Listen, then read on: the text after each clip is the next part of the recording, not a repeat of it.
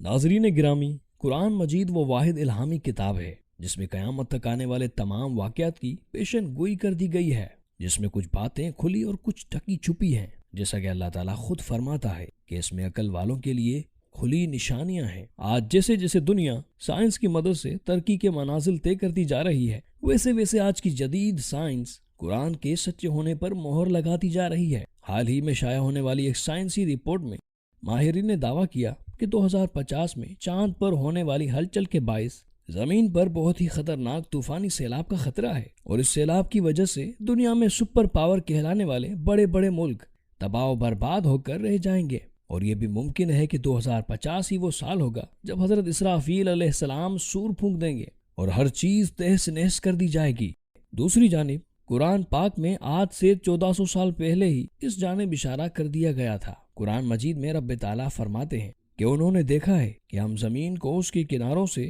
گھٹاتے چلے جاتے ہیں، اور خدا جیسا چاہتا ہے حکم کرتا ہے، اور کوئی اس کے حکم کا رد کرنے والا نہیں ہے، اور وہ جلد حساب لینے والا ہے۔ ناظرین گرامی، اب سوال یہ پیدا ہوتا ہے کہ چاند کی ہلچل کی وجہ سے زمین پر آنے والا سیلاب کس قدر خطرناک ہو سکتا ہے، اور اس کے بارے میں ماہرین کا کہنا ہے کہ چاند پر تھوڑی سی ہلچل ہونے کے بعد دنیا پر جن کا وجود ہی سرے سے ختم ہو جائے گا، اور ہمارے نظام شمسی کے تمام سیارے اندھیروں میں ڈوب جائیں گے، کیونکہ چاند اور سورج دونوں ہی لازم و ملزوم ہیں۔ اس لیے چاند پر خرابی کی وجہ سے سورج پر گہرے اثرات مرتب ہوں گے، اور اس کے بعد پورے سیارے پر اندھیروں کے بعد سردی بھی اپنے ڈیرے جما لے گی، اور این ممکن ہے کہ کرۂ ارض پر زندگی کا نام و نشان بھی باقی نہ رہے۔ اس کے بعد سمندروں میں موجود پانی بھی بالکل آزاد ہو جائے گا، جس سے بڑی بڑی لہریں پیدا ہوں گی، اور ان لہروں کے سبب سونامی کا خطرہ پیدا ہو جائے گا، اور ساری زمین پانی کے اندر ڈوب جائے گی، جس سے سمندروں کے کناروں پر موجود بڑے بڑے شہر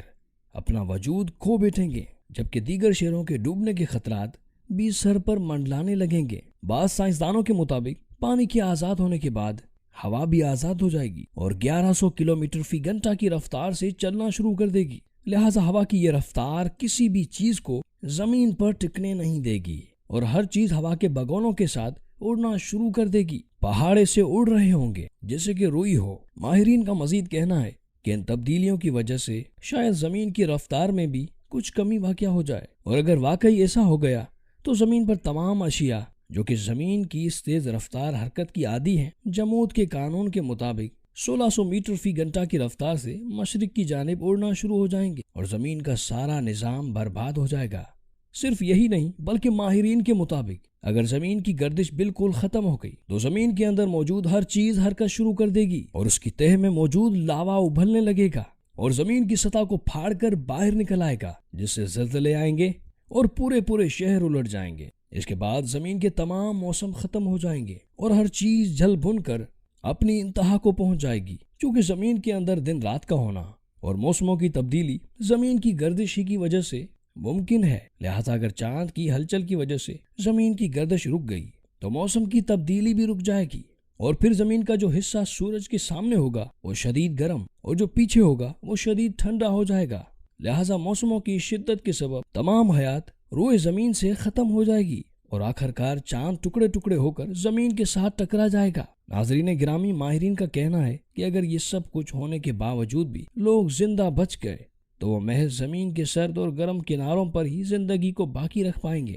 اور باقی زمین ان کے لیے سازگار نہیں رہے گی۔ اگر ہم اس سے بچ بھی نکلے تو پھر بھی ہمارا خاتمہ چاند ہی کی وجہ سے بہت بھیانک ہوگا، کیونکہ ماہرین کی جاری کردہ رپورٹ میں کہا گیا ہے کہ چاند کا اندرونی درجہ حرارت مسلسل گر رہا ہے، جس کی وجہ سے چاند آہستہ آہستہ سکڑ رہا ہے۔ عمومی طور پر ٹھوس اجسام حرارت سے پھیلتے ہیں اور ٹھنڈے ہونے پر سکڑتے ہیں۔ چاند کے ساتھ بھی کچھ یوں ہی ہو رہا ہے۔ اگر چاند کا بیرونی حصہ ٹھنڈا ہو چکا ہے، مگر چاند کا اندرونی درجہ حرارت ابھی بھی اس کی سطح کے درجہ حرارت سے زیادہ ہے، کیونکہ چاند پر ہوا نہیں ہے، اس لیے اس کی سطح سے حرارت تیزی سے خارج ہوتی ہے، اور یہی وجہ ہے کہ چاند کی سطح کا درجہ حرارت مستقل گر رہا ہے، اور اس کے سکڑنے کا عمل مسلسل جاری ہے۔ ماہرین کے نزدیک چاند کے سکڑنے کی وجہ سے اس کی چٹانوں پر گہری داریں پڑ چکی ہیں، اور وقتاً فوقتاً اس پر زلزلے بھی آتے رہتے ہیں، جو عموماً ان چٹانوں کی دراڑوں کے آس پاس ہی پیدا ہوتے ہیں۔ اگرچہ چاند پر زلزلوں کا ڈیٹا 70 اور 80 کی دہائی میں موجود تھا،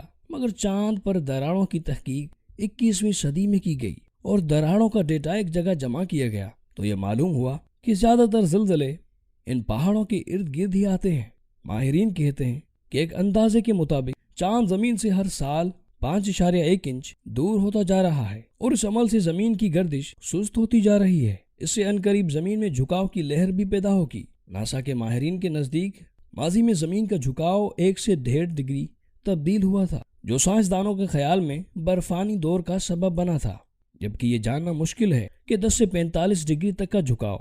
زمین پر کیا اثر ڈالے گا، لیکن شاید زمین پر موجود زندگی کے لیے یہ اچھا نہیں ہوگا۔ دوستو، ان تمام باتوں سے یہ بات واضح ہوتی ہے کہ چاند صرف رات کے وقت آسمان پر روشنی کا ایک ذریعہ ہی نہیں، بلکہ اس کا وجود نازک توازن کے عمل کے لیے بھی بہت ضروری ہے، اور اس کا وجود زمین پر زندگی کے لیے بہت اہم ہے، اور اگر اس میں ذرا سی ہلچل پیدا ہوئی تو اس کی ہلچل زمین پر زندگی کے لیے بہت بڑا خطرہ ثابت ہوگی۔ ویڈیو اچھی لگی ہو تو اسے لائک کریں، اور مزید ایسی ویڈیوز دیکھنے کے لیے ہمارے چینل کو سبسکرائب بھی کر لیں۔